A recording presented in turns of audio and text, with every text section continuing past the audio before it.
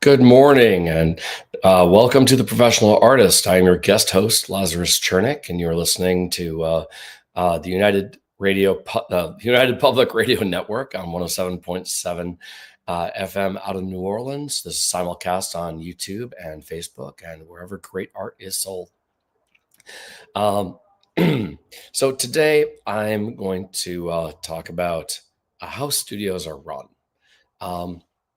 That obviously there is a career path for people who get their degrees in graphic design or in advertising, and they can start submitting their resumes and portfolios to those agencies, and they get into those.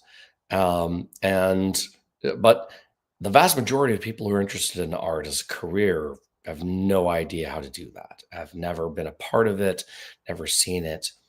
And one of the challenges about having less formal education in the arts or being part of the studio system is that ignorance lends you to try and reinvent the wheel and to make mistakes that I hope to alleviate now. So to begin, I'm going to classify things 1, 2, 3, 4, 5, 6, 5 into classify studios of 5 different sizes. And these are generally known as solo studios, boutiques, small agencies, mid-size agencies, and large agencies. And large agencies are on the $1 billion mark and more. That many people people outside of business, and even some people inside of business, are under the impression that a mom and pop store is a small business. Mom and pop store is a micro business. Okay, small businesses don't really start until they are in the $10 million earnings or more. Okay, a solo studio is obviously a single studio by an artist, or maybe even maybe a pair of artists, their family, and that's really what Echo and I are. We're a solo studio, and we started out that way. Echo started out that way, but I immediately went into the studio system and worked for large agencies and mid-sized agencies pretty much immediately. And I learned how they did things, and I brought what worked for them, what they did that would work for us. And over the years, working for and actually running boutiques, small agencies, and mid-sized agencies, and even departments for large agencies, that picking and choosing what works is incredibly important to make things work efficiently. And because while these agencies all do the exact same thing, they do it to a level of detail and organization. In different levels of detail and organization. So I'm going to start off by talking how the large agencies work, and it will break down all the different things that are required for even a solo agency. To begin with, how they get clients. So every business does this pretty much the same way. They get clients by wooing potential clients. There is name recognition involved.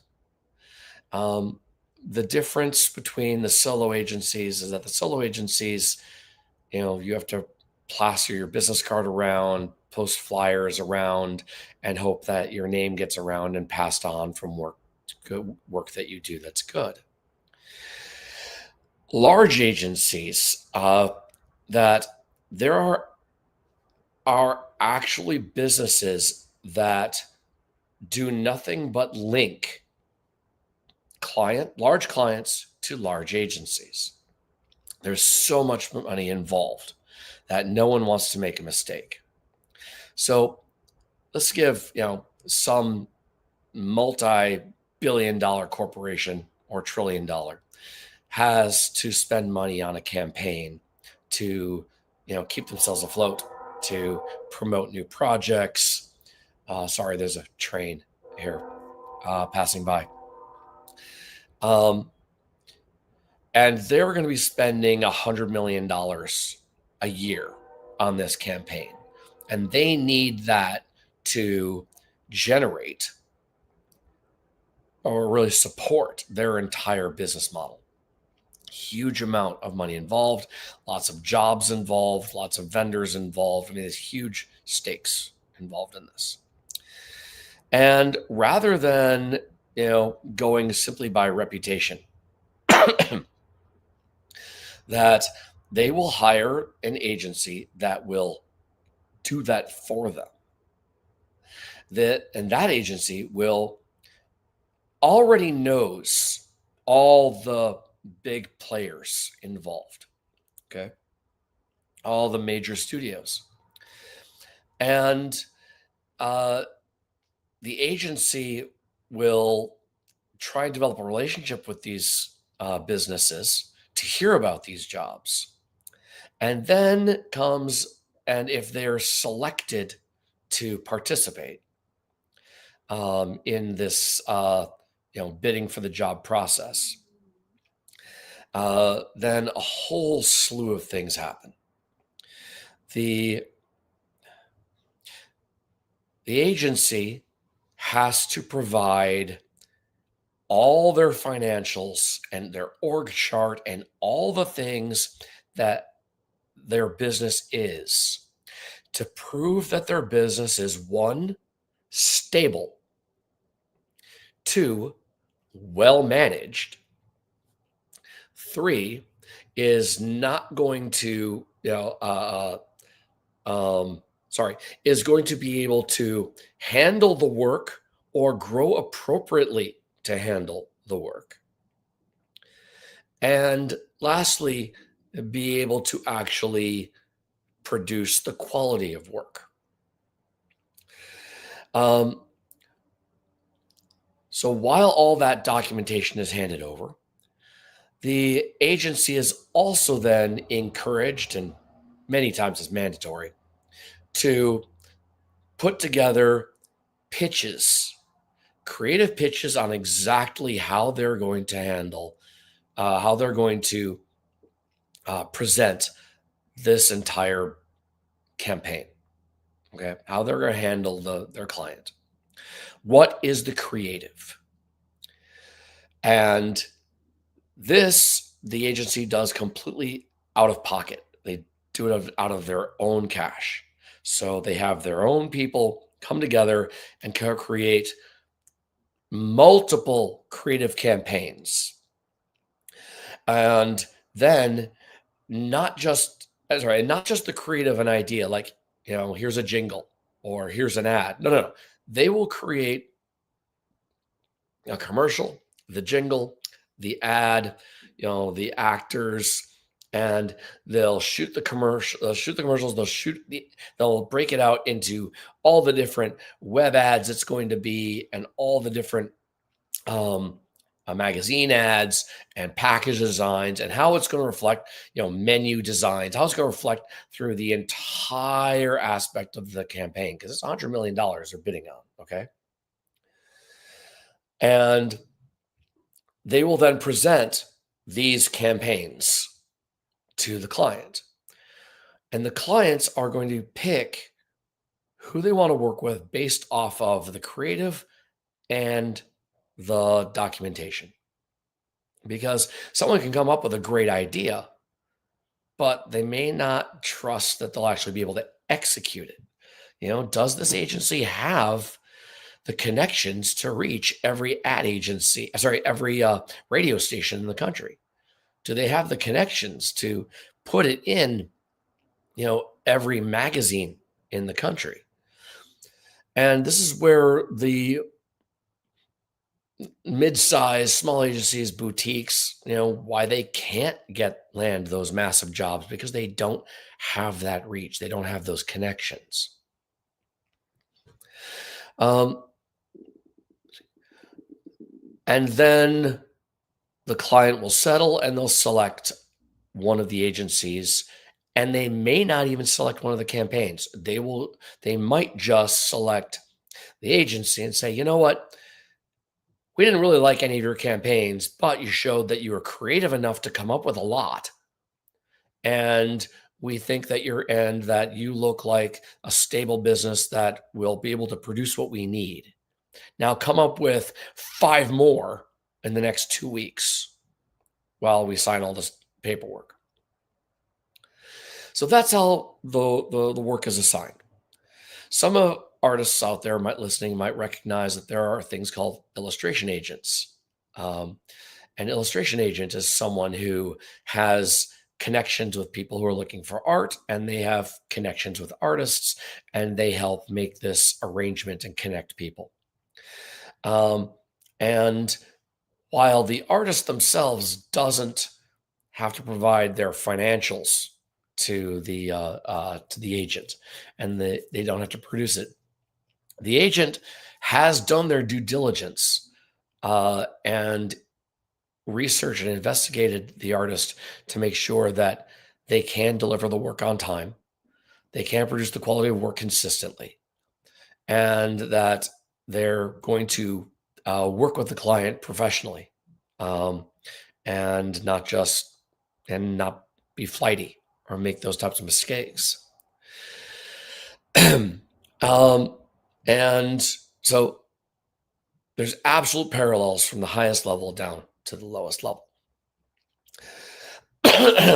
So let's go into the org chart, the organizational chart of studios, the large studios. At the top level, you have the business development side. Okay. The business development side are the ones who are constantly trying to make sure that the business looks strong and looks capable to take on the next client and to make the next pitch. They need to make sure that the financials are okay, that they need to make sure that their reputation is good. And these are generally a combination of creatives who have risen to the executive level, either through growing their business or managing their careers, and executives who've been hired, who start off their entire career on the management side and developed and into the business development section of the agency business. And they're going to be the top tier in the entire company. That's what, the board, those are going to be all the executive vice presidents inside of a business and the president. Okay.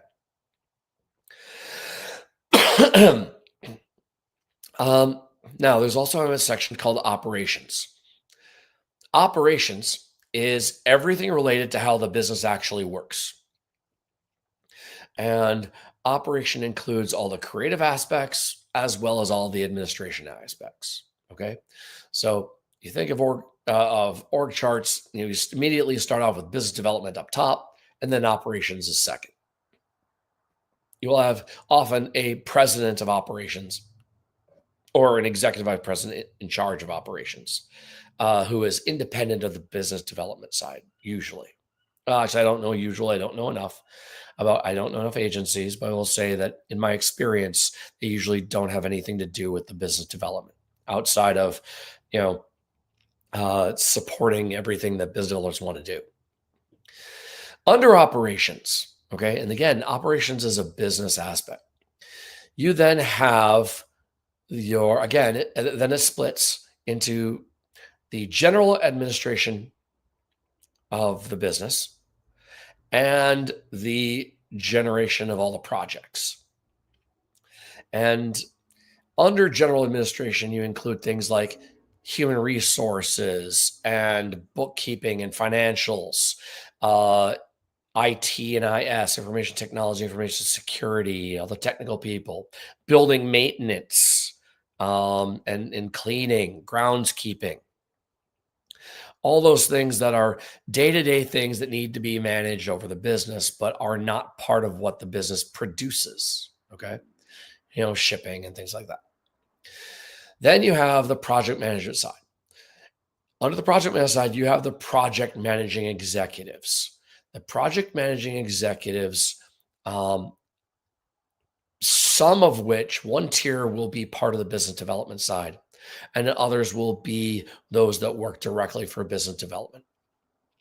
The project managing executives are going to be in charge of an entire project or that the company is working on. Projects are run differently in between agencies. I worked at one agency in which each client was handed one project managing executive, and each executive had their own client. I've worked with others in which you have uh, one project manager deals with all the video and commercials, another does with all radio, and others with all print. And then it can get, incestuous, and things can work different ways and be rearranged. There was a point in time in which I could have been a project managing executive overseeing all internet related advertising. That no that didn't go anywhere, but that exists.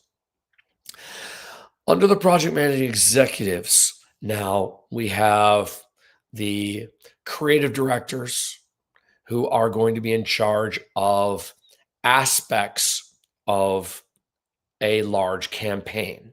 Okay.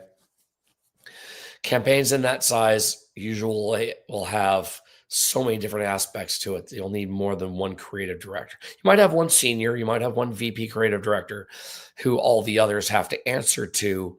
But in generally, we're all creatives, we're all working together. And for the most part, we get along. We're just trying to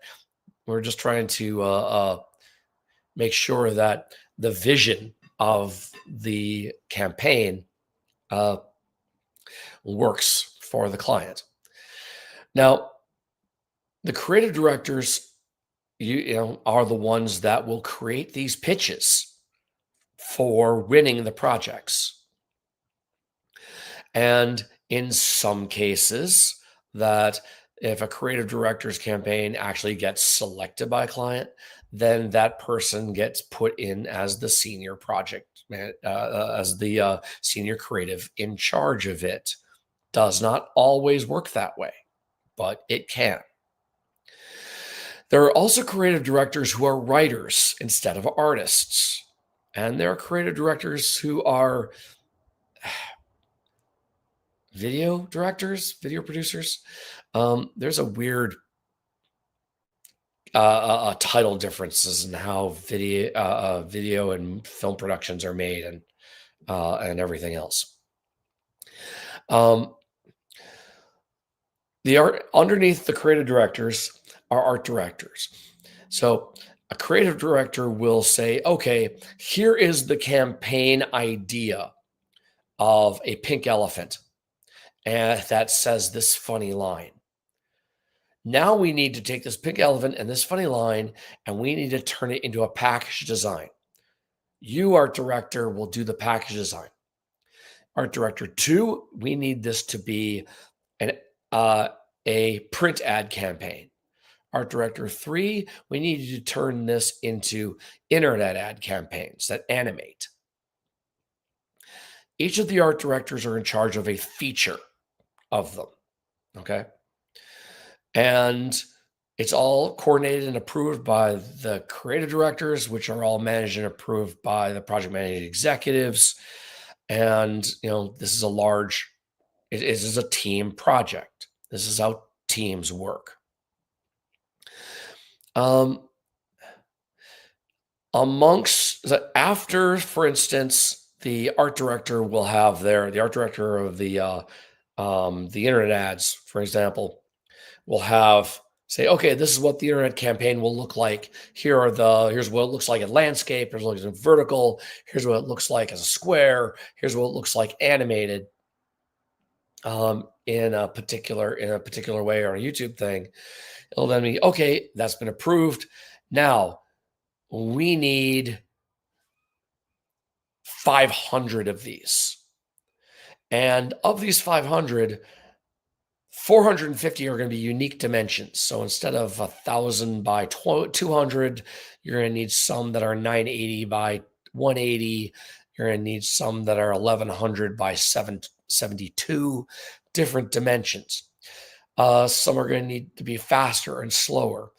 And then some are going to need to say San Jose. Some are going to need to say La Jolla. Some are going to need to say Seattle. Some are going to need to say Brooklyn. Some are going to need to say New Jersey. There's going to be slightly different legal language that needs to be put in for each state it appears in. Now the art director turns to his team of designers. And the designers are the ones who then create all the spin-offs. Okay. And this is where you get a huge number of creatives working at these agencies. So now you might also have illustrators in-house working on projects. You might have someone working as a contractor. For instance, maybe the creative campaign was based off of the illustrations of this one artist, so they were able to. So they took some of that $100 million and they hired that illustrator to work in-house on this one campaign and just constantly do it. And they might have a few other illustrators that are good enough to modify or add to that campaign. But it's rare for anyone to have a full-time illustrator as an illustrator, nothing but illustrator on staff anymore. Now, parallel to the actual design crew, you have vendor managers. Vendor managers include people who manage contractors. And contractors will mean they'll reach out and they will look for and find those illustrators. They will look for and find, like maybe you need someone's got a great idea for a cut paper project animation that they don't currently do. Like, crap, we need to find somebody who knows how to do cut paper really well. They'll go out and find someone. They can also you have people who are media buyers. Sorry, bad transition. Contractors, they'll look for illustrators. They'll look for artists. They will look for talent for the video for videos, such as actors and models. Then you have media buyers. Media buyers are those that, now media means, in the ad agency business, means magazines, TV, internet ad space, for example. And they are buying space.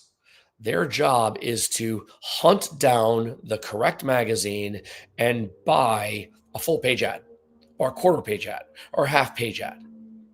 And they need to do this for the entire region of the campaign. That means if it is national, they need to buy ads in every national magazine that makes sense, in every national newspaper that makes sense. Doesn't make so much sense anymore. They need to buy commercial time on the right shows that make sense. They need to buy ads on the influencers. So they need to hire influencers. They need to buy ads on YouTube and on Google, and they need to buy search engine placement ads. And this is not a single person's job. Okay, media buying is not a simple thing. It is an entire staff of people all by itself.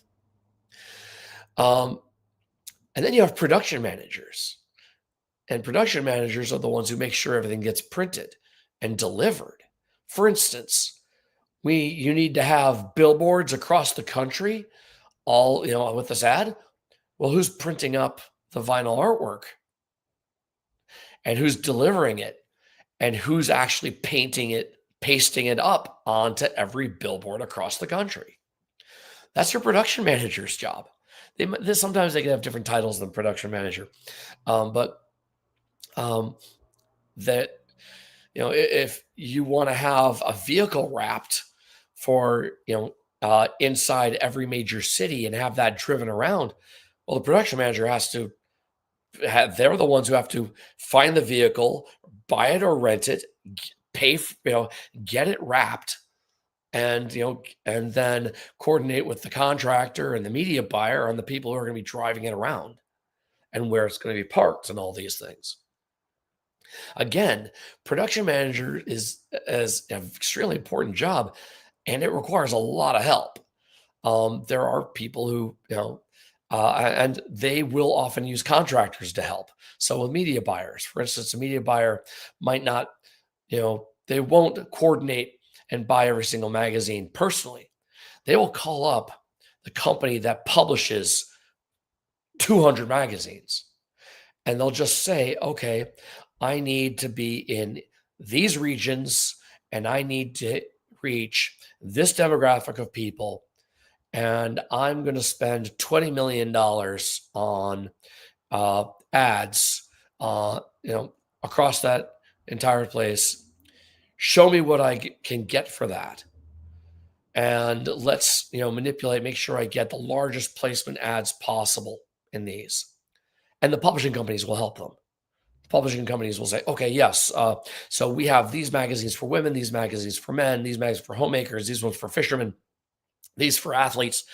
Let's the way the demographic is, let's put the full page ads in the fishing ads, and let's push the half page ads and sport ads. Let's put the quarter page ads in the ones for women, and let's do a splash article in the ones for men. And the publishing companies will be helping with that. And the same with the production managers.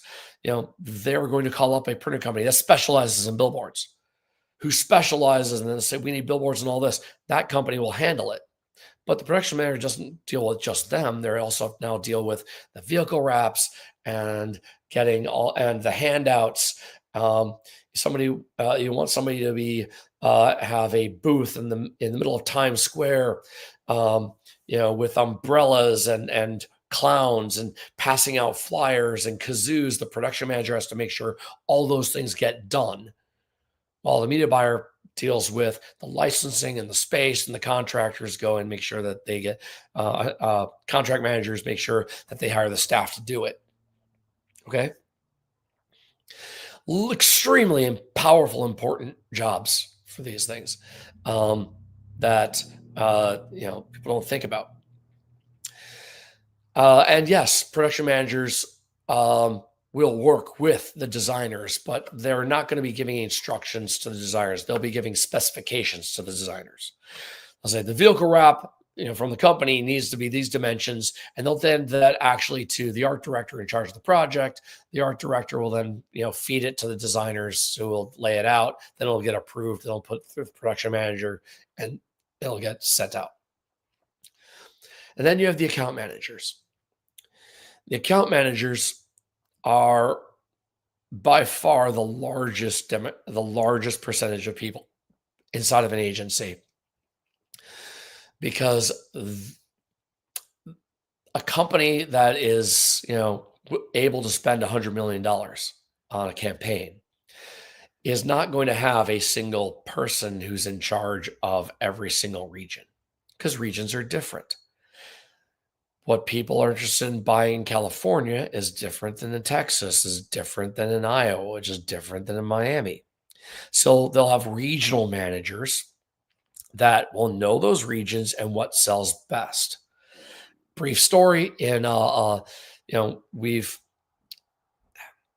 we've traveled to SoCal, Southern California, many times to sell art, and there's a huge Mexican influence there and a lot of Day of the Dead masks up here on portraits of women, and it's a big part of the culture, especially the fine art culture down there.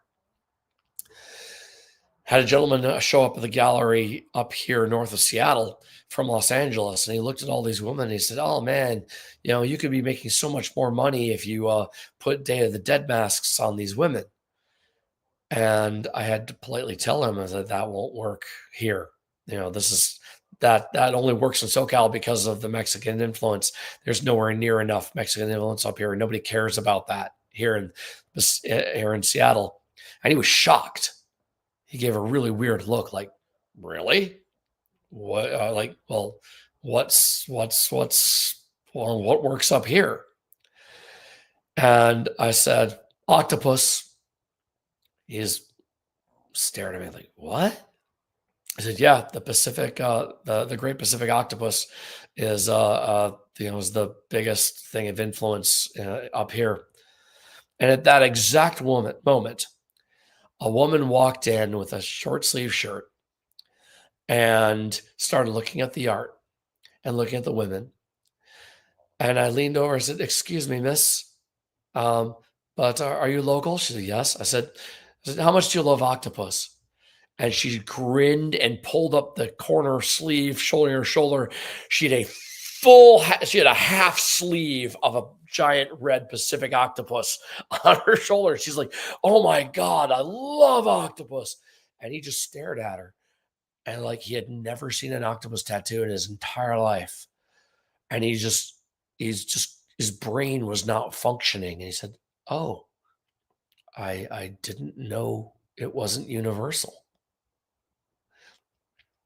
So people behave differently around. So what happens is you could do an entire campaign around, for example, octopus. But then you're going to have the person in SoCal and Texas go, nobody cares about that out up here. We can't have this animal in this campaign because it's not going to sell anything. Can you give me something different? And the account manager has to talk to them and say, "Okay, I understand absolutely everything you're requesting. It makes sense. Let me go talk to the creative team and see what we can come up with." And the account manager goes back to the project managing executives and goes to them because they're the ones who are making sure that everything is cohesive and that everything works. And they go, "Okay, that makes sense. We need to tweak the campaign." Then they bring in the creative directors and say, "Okay, we need to make a change for this region. We can't violate the campaign. We just need to tweak it for that region. How do we do it?"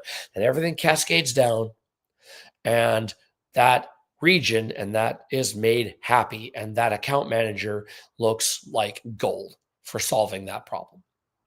Okay. And this isn't just anything, significant like that. It can also about prices, different prices appear at different places.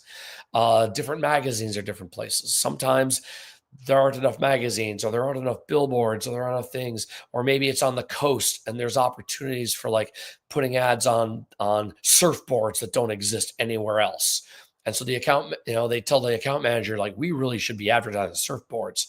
No one thought of that." So the account manager runs up and says, "Okay, we got to do this because that region has specific needs." And every region will have specific needs, some more dramatic than others. But again, this is why the agency is moving constantly and why there's so many artists involved and why there's always more stuff to do. Now, uh, let's talk about how the work order is processed through this. I'm going to go back to the workshop. Every single thing I described is things that need to be done at every level of every agency. Okay. A boutique is going to be like 2 to 3 designers working together to support their business. They may or may not have a few employees. They might have an accountant on staff, maybe usually not. They might have a salesperson or a desk person, but they're still going to need to worry about HR and financials and IT and IS and management. They're still going to need to oversee the project, make sure everything gets done correctly, creatively, down to the nth level. They're going to need to be the ones contacting the printers and um, the websites to make sure that the web ads are being run are going to be the right sizes. And they're going to need to be the ones that constantly talk to their clients. So all of these roles exist at every level. It's just that the large one I'm describing has it broken down to specific individuals. So how a work order is processed. I kind of already said it. All right. A region customer will say, I need X. And the account manager takes it and goes up immediately to the highest level in the position, the project managing executive, and says, this is what is needed. That now sometimes it could just be a Dropbox, and it might even be like it's not enough of a change for anyone really to care. It's just a price change, in which case it will instantly drop down to the designer that's working on that exact ad, and they can do it. But there's always the chance that it'll have a red flag on it that'll need to be seen by the senior level of creative. Okay, smaller the agency, the more likely it's gonna go there naturally because they're the ones doing it. Then the work will, then the specifications have to be gathered. You know, how big is it? What is it going to be printed as? Who's printing it? RGB versus CMYK. Does it require any traditional elements at all that need to dry, need to be prepared before being scanned and produced? Any video elements? Any talent that needs to be hired and coordinated and put all together. Da, da, da, da. And then the details are presented to someone to approve. In a large agency, approvals usually just happen internally after the main approval is given. All right. As long as everything matches the overall campaign, the client usually doesn't care. They just give it to me so I can put it out there. But if it's something that does dramatically affect the campaign, then a decision maker has to approve it. Once it's approved, then it needs to be produced. Then it needs to be handed off to the vendor or whoever is producing it. Is it going to a magazine to be printed? Is it going to a sticker shop to be printed? Is it being sent off and uploaded to a website to be thrown into the rotations? All these different aspects are produced. And it sounds pretty simple, but now that you know all the different steps of the org chart, you can see how many hands could get involved in this and how many, aspects of this. I'm going to back up one thing in the org chart. Amongst art directors and creative directors are writers. I mentioned it before that some creative directors are writers. There are writers who are also, I don't know if they're called art directors, but they're writing staff. And they can hold a very significant level in the company because writing is a creative process that affects campaigns dramatically. A lot of respect for copywriters. Copy is the term for text in an advertisement or in a package design. And so a copywriter is someone who writes copy as opposed to copyright, which is the right to copy a particular work of art that is set in the Constitution that AI companies have been violating for years. Anyway,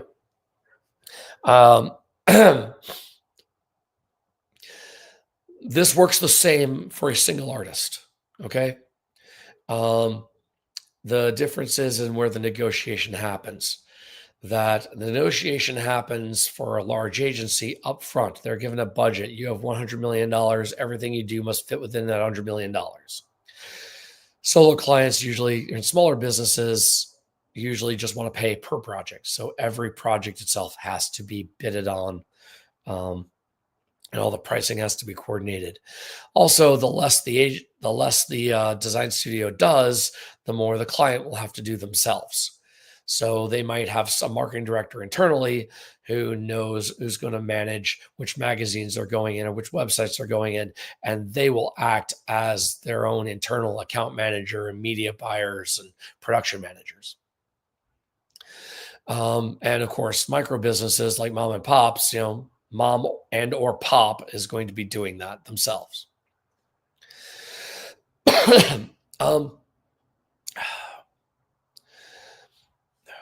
let's see, I have two other sections here, but I think I've already talked about them. So processes. Um, when a work comes in, a request comes in from a client, that is documented. Okay. It's not just a telephone call. It's not just a conversation. It is instantly put in writing. It's incredibly important because what's in writing is something that can be referred to and approved. Right. That there, it, uh, oftentimes the client will submit the work order themselves. They'll submit a document that says, this is what we want. And the account manager will then look at that and double check it to make sure it makes sense. That will then go internally and it'll be reviewed by creative to see, okay, how is this going to be done? Once they come up with an idea on how to do it, and this could be strategically as well as creatively, they then are going to send it back to be approved. Again, in writing with documents, not just a conversation, not just a handshake, not just something over beer. Needs to have signatures, needs to have email receipts. If it's one of multiple projects, the work order and that particular work order needs to have a code, a number assigned to it, and usually a client code. This is probably the number one thing that solo and small agencies fail to do, right? You can't just go by Greg needs a project, okay? Greg needs this done and Bob needs this done. You'll do that for a little while, but then things will just get completely blown apart with any kind of success, right? So clients are each given their own code. It can be as simple as their full business name. I recommend that the best studios that I've been a part of and I've managed, that the codes are reduced to a 4-digit-ish code. Could be 5, okay? Depending on how many clients you have. Over time, that could evolve. I say that because EchoX has been using a 4-digit code for clients for many years, and I'm going to be upgrading to a 5 or a 6-digit very soon. Then every project needs to have a code. Now, if you're working on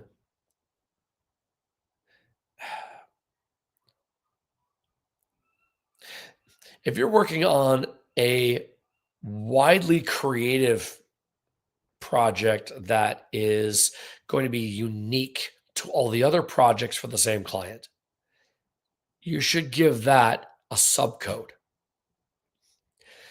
And then each subcode will have a numbered code based off of every job that happens within that. Okay. So, for example, that if you are doing a logo design for a company, a logo design for EchoX, you give the company, Echo as the code, and then you can say logo as the project. And then related to the logo, you're going to have business cards, stationery, web logos, animated logos. And then you go to, Echo logo 0001, 0002, 0003. And I recommend also describing it after that, 0001, business card, 0002, stationery, 0003, blah, blah, blah. So that you can then organize them in your files, and you can find them easily. You can refer to them easily. You can bill them consistently. But then you might go, okay, we need a magazine ad. All right. Well, this magazine ad is going to need to use a logo. Does it go under logos? No. Magazine campaigns are different. So now you're going to do a magazine campaign. So you could do the Echo, mags, 0001 fisherman. And inside there, you will use that one logo. You'll use whatever logo you need along with all the other arts. But maybe it's not just magazines. Maybe you'll need one for all the fishing magazines, all the cat fancy magazines, and all that. So you'll have different ones for each of those. You need to be organized. Obviously, larger clients are going to be, going to need to have more rigid rules. But over time, you're going to work for the same client over and over and over again, hopefully. And over time, that they're going to change. And so you're going to need a folder that's like logos, and then logos 2025. and then like they might decide, come up with a great idea for a logo that it has different variations of it. Like when we opened up the gallery, we had the Echo X logo, but we wanted a logo just for the gallery. So we added wings to it. So now we had the gallery logo and the Echo X Studios logo. We still use both logos, but just under different circumstances. Over time, this becomes important. You definitely need to be organized as well, because you're going to be communicating with clients and they're going to be talking about, oh, I need that magazine ad right now. You might be working on 2 or 3 for them. Well, which one are they talking about? Well, you can get them to start talking in the codes, especially with copy and paste links through emails. That's a great way of doing it. Because then you can say, no, you said number 2, and number 2 is the one with the tiger eyes, but you're asking to change the frog eyes into fish eyes. There are no frog eyes in campaign. Do you actually mean campaign 3? They'll say, oh, I thought they might say, oh, no. I meant campaign 2. I didn't mean to say frog. Or they might go, oh my gosh, you're right. I did mean campaign 3. Thank you for checking. It's amazing how communication gets solved when you're using codes like these. So if you're a solo studio, and I guarantee that most of the people watching this are, or that you have opportunities to break down your business into individual tasks that a large agency would actually assign to an individual person.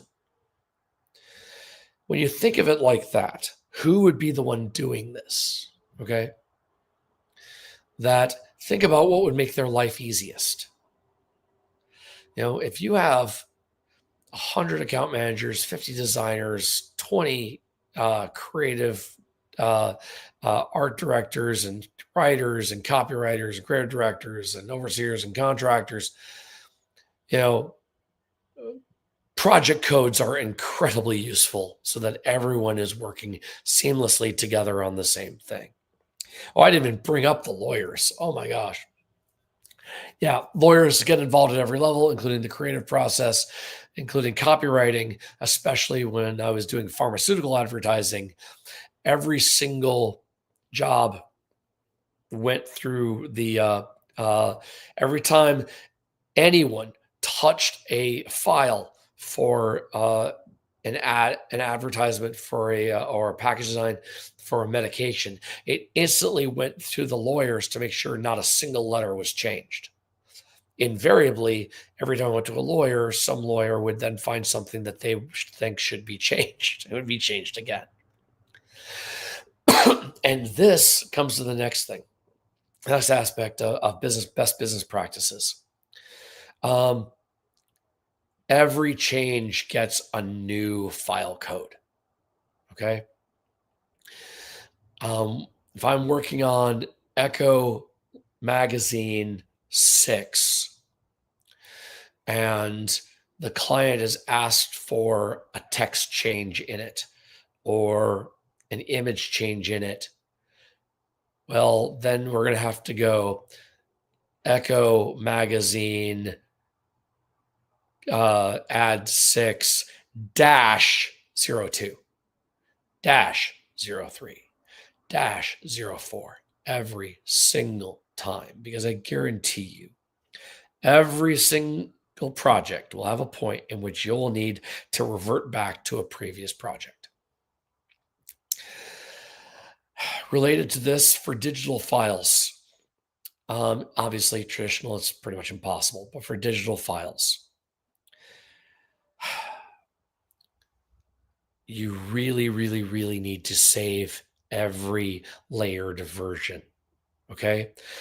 Before you flatten any group inside of a Photoshop file or an Illustrator file or whatever, save it fully layered, then save a new file with the layers condensed. So you can always go back. My nightmare, as much as I love Echo, is that she's always working on the art as if she's the only one ever doing them. And she's a painter. And so she'll just paint all she wants over things. And if she paints something like from black to gray and then decides she doesn't like the gray, well, she'll just paint black over the gray. Well, I can't do that for her, especially not in her style. So for me, I need to find an older version that still had the gray in it or still had the black in it so I could remove the gray rather than have to paint over it. It's a lot more complicated for me to work with her files.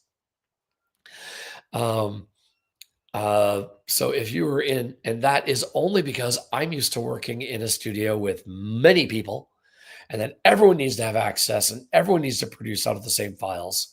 And she has never worked in a studio outside, besides me. Well, actually, that's not true. She's worked with studios, other people, but she was always the lone person working on those files wherever she worked. And again, she could just paint right over anything that she did. I highly recommend you do this even if you're a solo person, because there are going to be times in which you're going to regret that you don't really. That's pretty much all I think I have time for. I really hope that this helps you run your businesses. And I also hope it understands why something I've been saying for a while now, that people have been trying to get rid of designers for a long time. That's why these huge businesses have been developing AI, because they want to fire every single designer that happens. They just want to be able to take something, a campaign that maybe they approved, and they can just say, computer, change the price to this, change all the regionality for San Diego and design it for a surfboard. Press the button and have it generated automatically rather than having to pay a human being for it and have it put out there. There's just way too many factors for a computer to consider, because it doesn't understand what a surfboard is. It doesn't understand what a region is. It doesn't understand what the cultural aspects of something is. Maybe it can change numbers easily enough. It can resize things easily enough. But they're going to, constantly work at this thing until they can, just get rid of everybody. And that's why, even large agencies are at risk, because as soon as a large company can just say, hey, we have $100 million, I don't want to spend this hiring an agency to do this. I just want to say into a computer, hey, give me a campaign that will sell blue shoes. And they'll just say, oh, that's good enough. Press the button. And it'll have absolutely nothing creative about it. And it will likely suck. But if that's the only thing that the commercial world and the consumer has access to, it's going to work just because it's the only thing going. And the only way we can fight that is by showcasing the brilliance of human creativity and, what really matters. And that is the connection between people. And as designers, as artists, as illustrators, advertisers, we are that human connection between, the accountants and the consumers. Thank you very much. I'm sorry I don't start the camera very well again. This has been The Professional Artist with your guest host, Lazarus Chernik. Echo Chernik is on a series of shows. She's actually taking a holiday this weekend to rest up between them. And pardon me.